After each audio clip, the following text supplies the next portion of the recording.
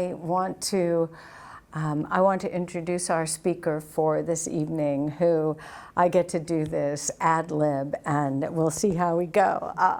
But Jane Howard is someone I have known for many years, and I think that she, in this area, may be best known as the pillar of fellowships, right? She's right there with one of those foundational posts, with the building, and fulfills so many roles. And I know that she is a graduate of fellowships, and her graduating year was 2010. And I think that might be around that time that the two of us met. It was coordinating, I think, for some sort of a workshop or another. And she fulfills so many roles.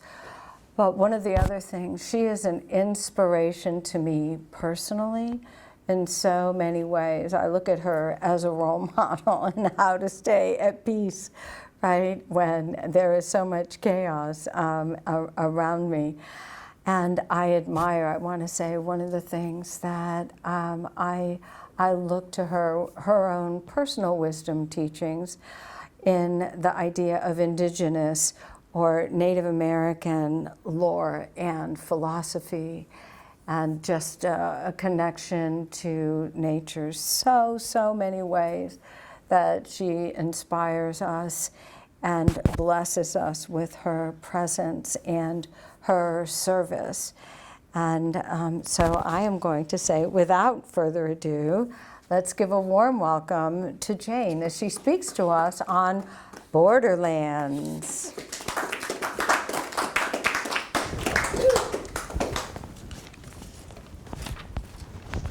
Thank you, and good evening. Good evening. And out there, Denise, this one's for you. I had to say that. Sorry about that. Anyways, Borderlands. In the Nature Speak Borderlands, it is talking about new realms opening up. New realms opening up. Okay, and that has a lot of spiritual. It invites you spiritually, and it invites you personally and physically to explore, to take some chances. Because if a new realm is there before you and Spirit gives it to you, you might want to take a couple of steps to find out what that new realm opening is for you. It's also, Borderlands are, as Joanne said, landscapes.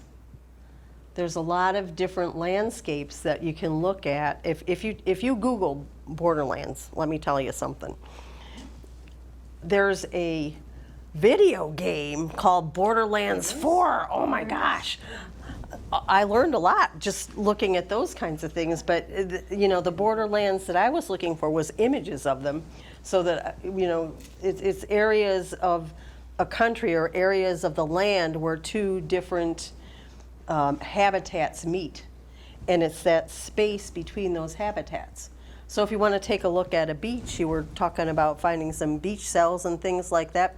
Was it in sand that you were looking at? Okay, so there's water, and there's land, and there's the beach. And that's a landscape that has a borderland in the beach. And sometimes, along the ocean, sometimes it's sandy, sometimes it's rocky, like out at Long Point.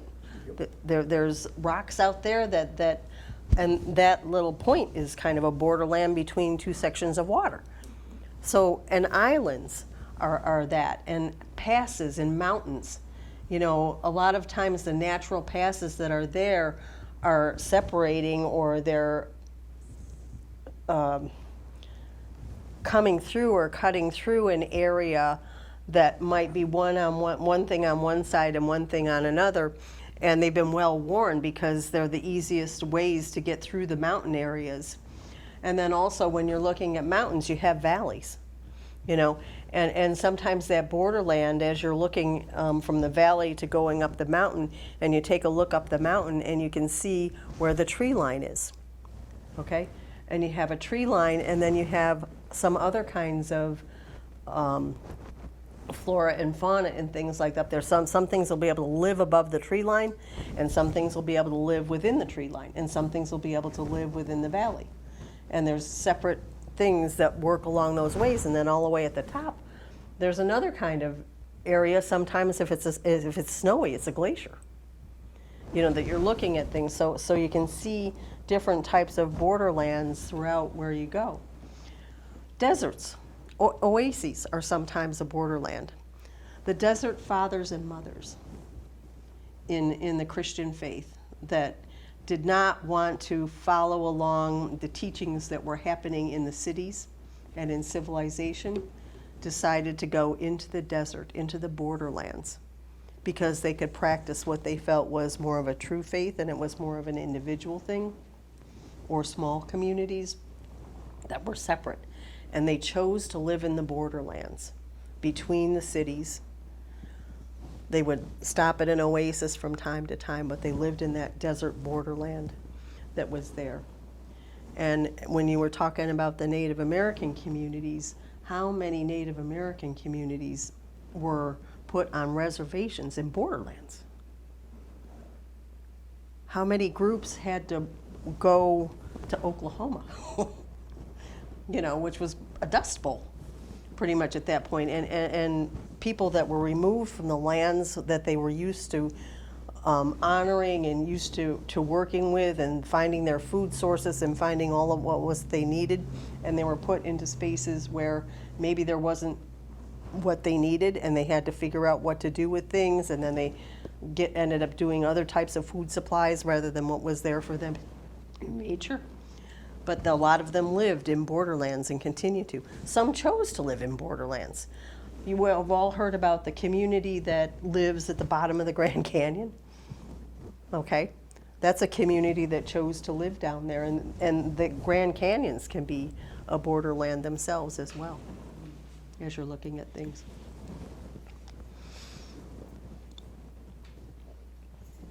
Give me a minute, my throat's adjusting. Okay, so when it comes to spirituality and when it comes to fellowships and the teachings and the different opportunities that are here, we all tend to experience from time to time a spiritual borderland. Okay? And the one that I'm going to talk about a little bit this evening, because this is one that I have been experiencing a little bit since Patanjali, since those meditations. My meditations started getting deeper, and things started happening within those meditations, and other things started happening. And when I was relating this to Barbara, because she knows fellowship, she's a teacher here, she came through the school, she, you know, works with the healing temple and things like that, and she meditates, and she's a monkey. And you know what? She said, "You're experiencing a new level of consciousness," you know, with the things that I was telling her. And okay, you know, I'm experiencing a new level of consciousness. And so when you progress to things like that, I'm sure all of you have experienced it through, you know, coming to church here or coming to school here or in your lives that you have in Lilydale. Lilydale itself is a borderland, don't you think? I mean, it truly is. You know, not just because it, you know, has the lakes and things like that around it, but it's a borderland between the living and those who are in spirit. It's a place where that type of communication happens on a routine basis, and the energies build up for the summer and they quiet down a little bit. And the borderland between seasons, you know, is the fall, summer, and spring. Because sometimes the borderland can be in time. Just like, you know, when you're going to school. If you've completed, what grade have you completed, Gemma? What grade did you just finish?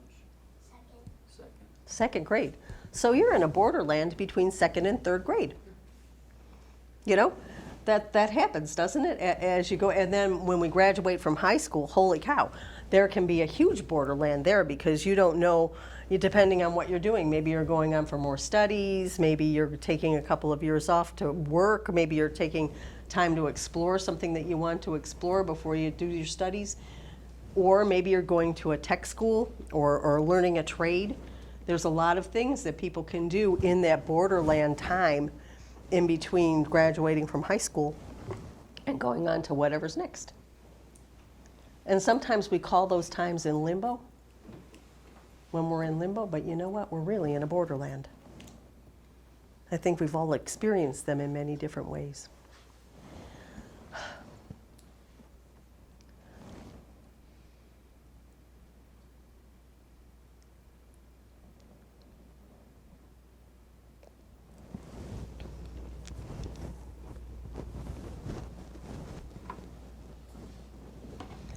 I would like you to listen to this poem that Diane reminded me this week of. And I think you'll see some borderlands with this. Because, we have memories from childhood, different things like that we encounter. And this one, I think, also could be talked about in terms of Borderlands in Lilydale as well.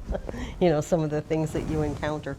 But anyways, I first learned this poem when I was in the 8th grade. And when I was in the 10th grade, Aunt Margaret, whose house I live in now, gifted me with this for Christmas.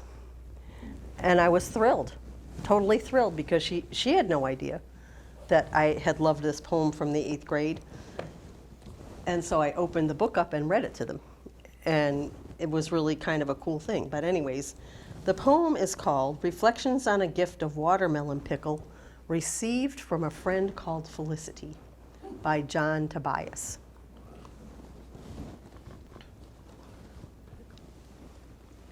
I make watermelon pickles.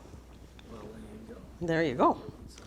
During that summer, when unicorns were still possible, when the purpose of knees was to be skinned, when shiny horse chestnuts hollowed out, fitted with straws, crammed with tobacco stolen from butts in the family ashtray, were puffed in green lizard silence while straddling thick branches far above and away from the softening effects of civilization.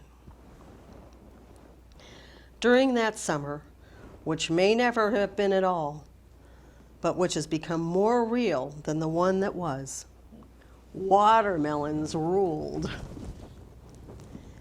Thick pink imperial slices melting frigidly on sun-parched tongues, dribbling from chins, leaving the best part, the black bullet seeds, to be spit out in rapid fire against the wall, against the wind, and against each other.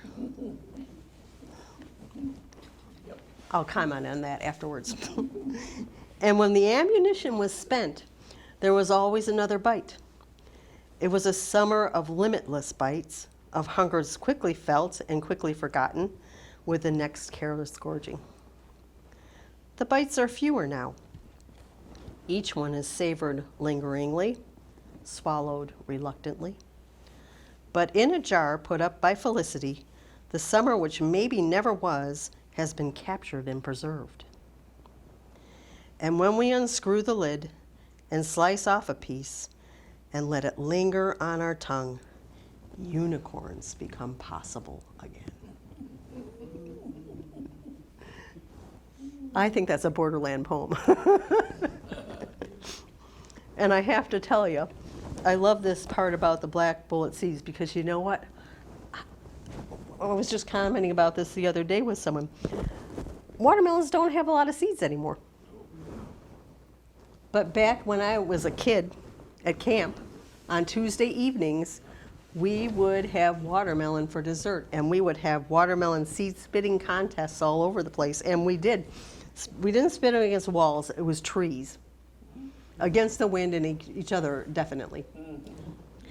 And so that's my favorite part of the poem, I think, other than the unicorns.